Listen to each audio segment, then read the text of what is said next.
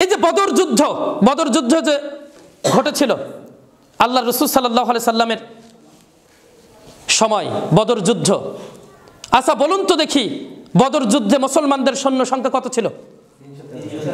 313 জন। আচ্ছা এরা কি একাকী ছিল না সংঘবদ্ধ ছিল? কার নেতৃত্বে ছিল?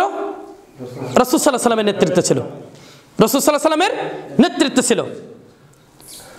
রাসূল সাল্লাল্লাহু আলাইহি সাল্লামের নেতৃত্ব ছিল কারা? সাহাবা কিরামরা। এইখানে সংঘবদ্ধভাবে কাজ করার কারণে অল্প সংখ্যক মানুষ, মাত্র 313 জন, ওদিকে মুশরিকদের কতজন ছিল? 1000 জন। সংঘবদ্ধ থাকার কারণে বিজয় দান করেছিলেন কে? এতে কোনো সন্দেহ আছে? শুধুমাত্র সংঘবদ্ধ থাকার কারণে যদি এক মানে ওর ভেতর থেকে দলে দলে পৃথক হয়ে বলতো আমি এটা করব না, আমার এই সমস্যা আছে, আমি ওইটা করব না, আমার এই সমস্যা আছে, আমি এটা করব না, আমার এই সমস্যা আছে, বলেন ওই ওখানে কি বিজয় লাভ করতে নেই জিহাদে? তাহলে অবশ্যই কি লাগবে? আমাদের সংঘবদ্ধ জীবনযাপন লাগবে। প্রিয় উপস্থিতি, বহু ঘটনা আছে এরকম। আমাদের তো সময় সংক্ষেপ। বদর যুদ্ধের যে ঘটনা আমরা কম বেশি জানি। আল্লাহ রাসূল সাল্লাল্লাহু আলাইহি সাল্লাম যখন দেখছেন যে কুরাইশদের বাঘা বাঘা সব নেতারা, আবু লাহাব, উতবা, সাইবা, মুগিরা, উমাইয়া, এই বাঘা বাঘা নেতা, এই বাঘা বাঘা নেতারা সব কি করছে? বাঘা বাঘা নেতারা সব যুদ্ধ করছে, আর তারা সব শক্তিশালী বাঘা বাঘা নেতারা যুদ্ধ করছে। আল্লাহ নবী সাল্লাল্লাহু আলাইহি সাল্লাম হতাশ হয়ে পড়লেন, একটু আনমনা হয়ে পড়লেন। আল্লাহ নবী সাল্লাল্লাহু আলাইহি সাল্লামের একটু ঘুম আসলো। ঘুম আসার সাথে সাথে আল্লাহ নবী সাল্লাল্লাহু আলাইহি সাল্লাম কে স্বপ্নে দেখানো হলো। জিবরাইল আলাইহিস সালাম এসে দেখাচ্ছে যে ইয়া রাসূলুল্লাহ সাল্লাল্লাহু আলাইহি সাল্লাম আপনি বলে দিন। আল্লাহ রাসূল সাল্লাল্লাহু আলাইহি সাল্লামের ঘুম ভেঙে গেল। সাহাবা কিরামদেরকে ডাকলেন, ডেকে বলছেন যে ও সাহাবারা তোমরা শোনো, আজকের পরে আজকে এই যুদ্ধে যারা অংশগ্রহণ করবে, অংশগ্রহণ করার পরে যারা মৃত্যুবরণ করবে তারা সরাসরি জান্নাতে প্রবেশ করবে। সুবহানাল্লাহ ওয়া বিহামদিহি। আপনি বুঝুন, নেতা ছিল, নেতার আদেশ ছিল।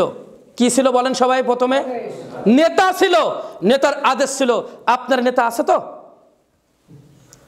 আপনি বলছেন আমি নিজে, আমি একাই 100। আসলে কি তাই? কোনদিন সংঘবদ্ধ জীবনযাপন ছাড়া, সংঘবদ্ধ ভাবে ছাড়া দিন প্রচার, ইসলাম প্রচার করা সম্ভব হয় না। যারা আজকে বলছে যে সংগঠন লাগবে না, সংঘবদ্ধ জীবনযাপন লাগবে না, ওরা কোন ব্যানারে গিয়ে কাদের কাছে গিয়ে দাওয়াত দেয়? সংঘবদ্ধ হয় না, মানুষজনে আসে। সংঘবদ্ধ না হলে একাকি দাওয়াত দিতে যায় একা একা মানুষের কাছে। কথা বলেন আপনারা? সামনে যাদের সামনে কথা বলছে তারা কি সংঘবদ্ধ না? আসছে না তারা সংঘবদ্ধ হবে? ওটাও তো একটা সংঘবদ্ধ। বুঝেন কাদের ব্যানারে যাচ্ছে?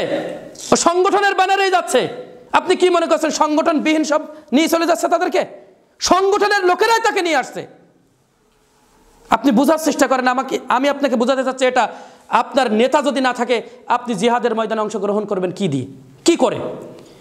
আর এই মুহূর্তে সবচেয়ে বড় জিহাদ হচ্ছে এই মুহূর্তে সবচেয়ে বড় জিহাদ হচ্ছে আল্লাহর দ্বীন প্রচার করা। সবচেয়ে বড় জিহাদ। কথা কলম পত্রিকা সংগঠনের মাধ্যমে আমাদের কি করতে হবে? দ্বীন প্রচার করতে হবে। এটা হচ্ছে সবচেয়ে বড় জিহাদ আজকের সময়। আজকে এখন এই মুহূর্তে তো অস্ত্রের জিহাদ আমাদের রয়েছে, এখন আছে এখানে। তাহলে এখন কি প্রয়োজন আমাদের? বাল্লিগু আন্নি ওয়ালাউ আয়া। আল্লাহ রাসূল সাল্লাল্লাহু আলাইহি সাল্লাম বলেছেন একটি মাত্র আয়াত যদি তুমি জানো তাহলে তুমি সেটা প্রচার করো, পৌঁছে দাও। আল্লাহ রাসূল সাল্লাল্লাহু আলাইহি সাল্লাম হাদিসগুলো যখন পড়ি, বুখারীর যখন দার্স দেই আমি, তখন আমি দেখি বারবার এগুলো আসে যে যখনই আল্লাহ রাসূল সাল্লাল্লাহু আলাইহি সাল্লাম একটা হাদিস বলছে, আল্লাহ রাসূল সাল্লাল্লাহু আলাইহি সাল্লাম হাদিস বলে পর বলছে তোমরা পৌঁছে দাও, তোমরা পৌঁছে দাও, তোমরা পৌঁছে দাও, উপস্থিত ব্যক্তি ও অনুপস্থিত ব্যক্তিদের কাছে পৌঁছে দাও। তাহলে দ্বীন প্রচার সবচেয়ে বড় জিহাদ কি? দ্বীন প্রচার। আর এর ভেতরেই দ্বীনের যে প্রচার আমরা করতেছি, আমাদের সমাজে বহু দল, বহু সংগঠন হয়ে গিয়েছে। এর ভিতর থেকে আপনাকে দেখে নিতে হবে, বেছে নিতে হবে। ওই যে কামাল ভাই বলছিল, যদি আমাদের কথা কোরআন এবং হাদিসের সাথে মেলে আপনি আমার ভাই, আপনি আমার সাথে কাজ করেন। যদি না মেলে আপনি বলেন ভাই আপনার ওই কথা কোরআন হাদিসের সাথে মিলছে না, আমি আপনার সাথে নাই, আলহামদুলিল্লাহ। কিন্তু যদি মেলে কোরআন এবং হাদিসের সাথে আমার কথা, আপনি আমার ভাই, আপনি আমার সাথে কেন দিন প্রচারে অংশগ্রহণ করবেন না, কেন সহযোগিতা করবেন না? এটা আপনার ভুল হবে না ভাই? অবশ্যই ভুল হবে যে আমার ভাই একজন দিন প্রচার করছে, আমি তার সঙ্গে না কেন আমি আর এক জায়গায় চলে যাচ্ছে, আমার ভাইরা এক জায়গায় আর আমি আর এক জায়গায়। ভুল হবে কিনা আমাদের?